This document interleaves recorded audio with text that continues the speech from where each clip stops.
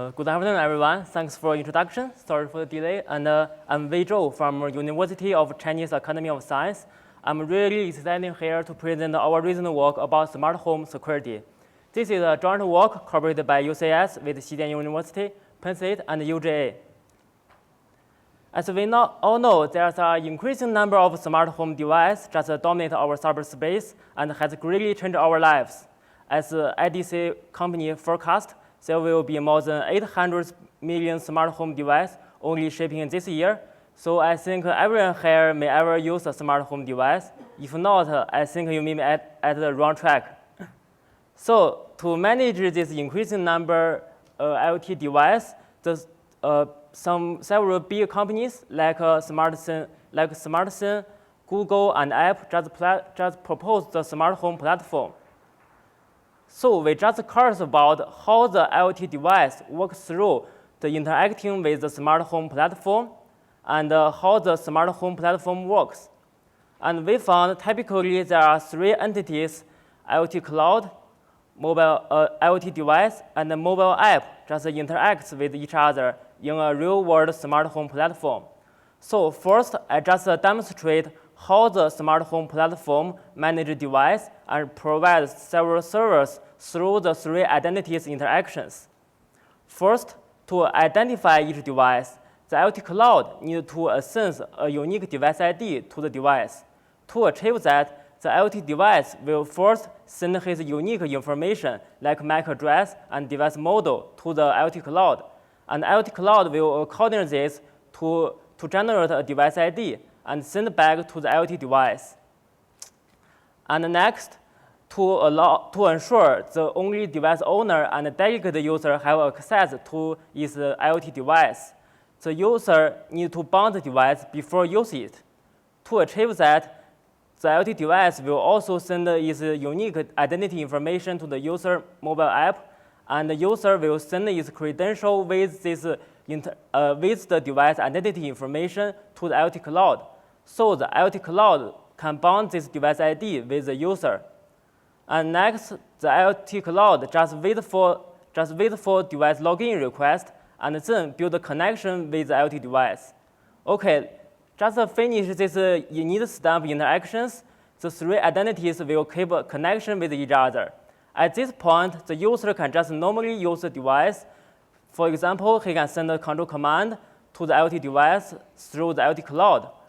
And the IoT device will also upload its schedule to the IoT cloud, and IoT cloud will transfer it to the user. And the user can also craft some IVTT rules to the IoT cloud, and the IoT cloud will automatically send the control command to the IoT device when the user-defined rules are satisfied. So as we see, the smart home platform was really great. Just through the several simple interaction requests, the smart home platform can achieve remote device control, user authentication, device authentication, user authorization, and automation applications. However, we found there are still some secret problem of three identities interactions undiscovered. So here, I first give you an example to show what our phantom device can achieve in our substitution attack. A phantom device is just a computer program which have the same device identity with the real device, and we use it to mimic some device interaction request. For example, imagine that in a smart home, the victim has two devices, a fire alarm to detect thick smoke and a smart lock to control the door. And normally, when the victim has bound this device, and these two devices just keep connection with IoT cloud to the victim. And then, when user try to open the door, he can open the lock to the IoT cloud, and IoT cloud will forward this command to the smart lock. But now, if we use a phantom device, which has the same identity with the smart lock, and then try to log in to the IoT cloud, and the IoT cloud will also build a connection with our phantom device. So the victim's command will now forward to our phantom device. As a result, the attacker can use that to infer user victim's habits, like what time he can get or leave the home.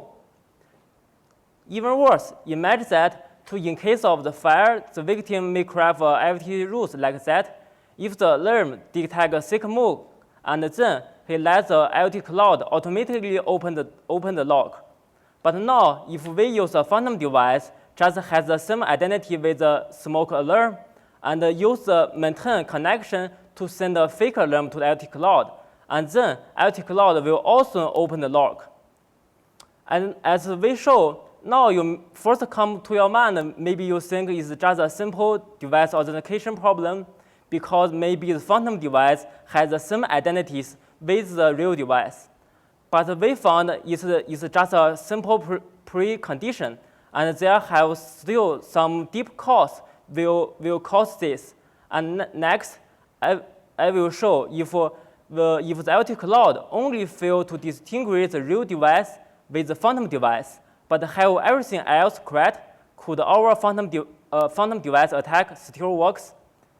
Okay, when the victim has bound this device and three identities just keep connection with each other, at this moment, we use a phantom device which has the same identities with the real device, try to log into the IoT cloud.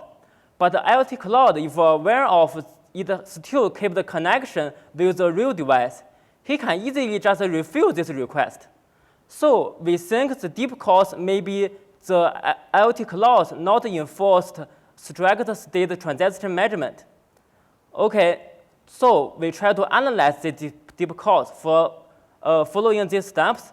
First, we analyze the interaction message, and then we extract the state transaction model among the three entities, and then we try to identify and causing unexpected state transactions, and next, we try to abuse these unexpected state transactions through serious attacks. And we test our finding on 5 popular smart home platforms. There have been more than 100 billion devices using these platforms, and this platform also produces more than 1,000 kinds of IoT devices produced by over 200 famous device manufacturers. Okay, before we can analyze the interactions, as we all know, to protect user privacy, the smart home platform usually equips all the communications. So to analyze the interaction message, we first must decrypt the communication traffic at first. This is our first challenge. And according to different communication channels, we just use different methods to decrypt the communications. And you can check out the detail in our paper. And after we decrypt all the interaction message, and we can know the purpose of each message, and then we could distill a general state transaction model of 3 entities. And among them, each edge just dominates the interactions with 2 other identities, which will cause state transactions. So the 3 entities are not independent, but closely related to each other. Okay. Now we just go back to see the 3 identity interactions from a state transaction view. At first, the 3 entities just in its initial working state, state 1, and then through the initial interactions, the state will transfer together, and finally, the 3 entities will fill in the state 4, and will keep the connection and in these states. However, since we can't arbitrarily change the request of the real device, so how can we just to identify or invoke some unexpected state transactions in these interaction models? To deal with that, we just use a phantom device. A phantom device is just to mimic the interaction request, but it can send any device request which has changed by us. And more important, the phantom device will not will not limited by the working state. It can send any device request, no matter what the state of the IoT cloud and the mobile app. So just with the help of the phantom device, we can identify some design flaw which will trigger the unexpected state transactions. So I just demonstrate the first flaw we found. the first flaw is IoT cloud didn't strictly guard its working state. For example, if the IoT cloud and the device and mobile app are just working at state 4, we found we can use a same device identity. We can use the phantom device to have the same identity as the real device and to send the device register request to the IoT cloud. The IoT cloud will also accept this request even he is in the working state 4, and just give back the same device ID with the real device to our phantom device. Similarly, we found we also can use the phantom device to send device login request when the IoT cloud working in the state 4. And furthermore, the IoT cloud and also did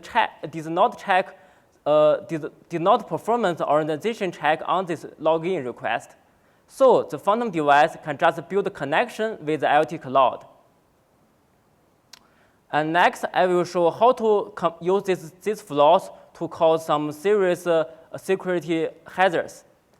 Now, we just first to replay our substitution attacks as I just demonstrated at the beginning. First, the attacker just used the flaw 1 to register the phantom device to get the same device ID as the victim. And now he can use this device ID to log in the phantom device. Then the IoT cloud will disconnect the real device, but just build a connection with our phantom device. So our phantom device can get the victim's commands and just upload the fake device status to misleading the users. And this table just summarizes all our identified attacks, and each attack just affect multiple platforms. And in total, I have successfully carried out 5 kinds of attacks, including the remote device substitution, as I just showed before, and remote device hijacking, remote device DDoS, illegal device occupations, and firmware theft. And due to time limit, we just showed our attack to Type A platform in this speech, and for the remaining attacks and attack to Type B platform, please check out in our paper. And next, I will show remote device hijacking attack. Before I just demonstrate the device hijacking attack, I need to introduce another 2 design flaw at first. As we mentioned earlier, the 3 identities are not independent, but closely related to other. So for example, normally when user don't want to use this device, he can send a binding request and reset the device at the same time. So the IoT cloud, mobile app, and the device will transfer back to the initial step at the same times. But interesting, we found if user just send the device unbinding request but forget to reset the device, the IoT cloud and the mobile app will transfer to the initial steps, but the IoT device will still in the working state 4, and he still keep the connection with the IoT cloud. And if at this point, our attacker can send a device binding request to the IoT cloud, the IoT cloud will accept this request and send back the control panel to our attack, and also transfer to the working state 4. And now 3 identities are all in state 4, but the ownership of the real device has given to the attacker. And furthermore, the IoT device just keeps the connection with the IoT cloud. In addition, we also find the device unbinding request can also retrieved at the device side. So the attacker can also use the phantom device to retrieve device unbinding request. So now I just demonstrate our device hijacking attack. This attack is just a continue with the device substitution attack. After some phantom device just log in the IoT cloud and build a connection with the IoT cloud, and phantom device can send an unbinding request to the IoT cloud, and IoT cloud will just unbinding this request with the victim. So at this point, the attacker can just binding the real device, and because the real device still keeps the connection with the IoT cloud, so at this point, the attacker can directly control the victim's device. Just as shown in this figure, after complete the device hijacking attack, the attacker just can control the device through his device control panel, just like the victims. So finally, we just propose some mitigation suggestions. And except for you can figure it out, like carry out more strict device authentications or comprehensive organizations. And we want to understand that is to enforce strict state machine enforcement. Because when the IoT cloud and phantom device and mobile app interacting with each other, it needs to synchronize the state at first, so it can manage the state. So how to unique the state? We try to use the handshake particles to keep the three identity states always in illegal state combinations. For example, if we found the IoT cloud and mobile app in the state 1, but the IoT device just in the state 4, we will force the IoT cloud, we will force the IoT device just go back to the state 1, then we can continue. In addition, because we synchronize the state, the IoT cloud can be aware of it working in the state 4 and still keep the connection with the real device. So it can just easily refuse other device requests not in these states. So finally, we just conclude our paper. We analyze the interaction models from state transaction view and identify some unexpected state transactions and use a combination of this flaw to achieve some new attacks. And we also propose some defense suggestions. And I think this is my time. And thank you all. I'm happy to take any questions.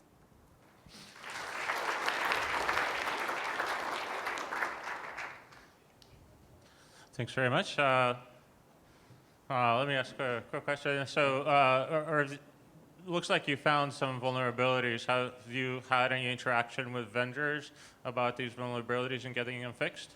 Yeah, we have tell them the vulnerability, and some vulnerabilities they have fixed, but still have some major vulnerability they working on. Okay. Hi, Yuan Kai Zhang from Facebook. Very nice work. I have a question. So I just counted. I have more than 10 IoT devices at my home. So what can I do now to prevent these happening? This is an interesting question, and